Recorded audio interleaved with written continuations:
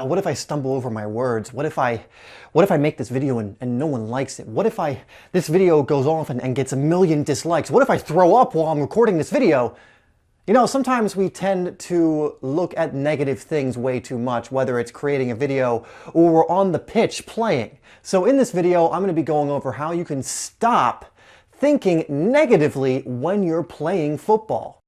This video is sponsored by Rocket Sports, where you can get 15% off of their line of soccer products by clicking on the link down below. Rocket Sports sells a variety of soccer goals of all sizes and for all ages, along with other training equipment like rebounders to help you improve your game.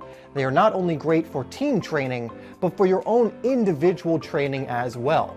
I personally use their products during my own training sessions, and I love them. Click on the link down below to check them out for yourself. Let's get into the video.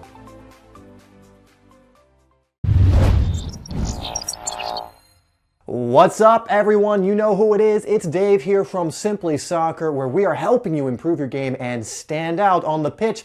And in this video, I want to go over how you can stop thinking so negatively when you're out on the field, because we all know what happens when you start doubting yourself, when you start having these negative thoughts, especially when you're in a match. You start to perform way worse than if you were not having these thoughts at all. So let's go over first why you have these thoughts, and two, what you can do to get over these thoughts and start playing your game. So why do we have these negative thoughts, especially in those moments when it's like the worst time to be having them? Well, I'm going to give you 3 of the reasons why this may happen, and there may be other reasons that you go through, but what I'm going to tell you to do in order to deal with this later on will apply to most. So the first one is you doubt your ability, and it's a confidence issue. I mean, there's no other way to put it. If you doubt your ability, you don't believe in yourself, you're having a confidence issue, which is going to cause these nervous, negative thoughts to come into your head during game. You're going to question whether you can do something, you're going to question whether you're going to be good at something, and so on and so forth. The next big thing is you fear making a mistake, because we're taught that mistakes are the worst possible thing you can do. If you make a mistake, you're a failure. So you fear making any type of mistake, losing the ball, taking someone one-on-one and them tackling you, taking a shot and missing. And because you fear mistakes so often, you get up in your head, instead of allowing your instincts to take over or allowing yourself to just do what you do in the moment, you'll be like, nah, not going to shoot here because I might miss.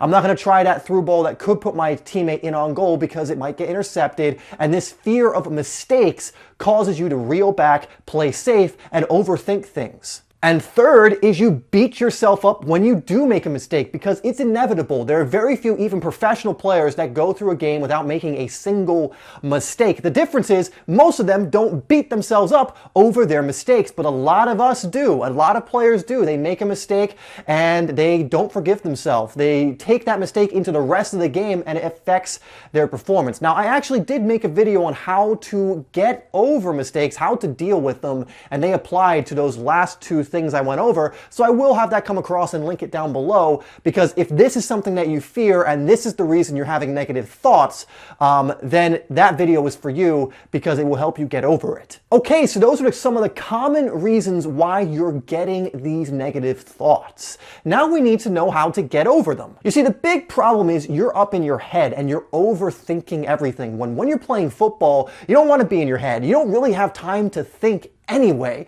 You need to be reacting and responding to whatever is going on. You need to be following your instincts. You need to be in flow.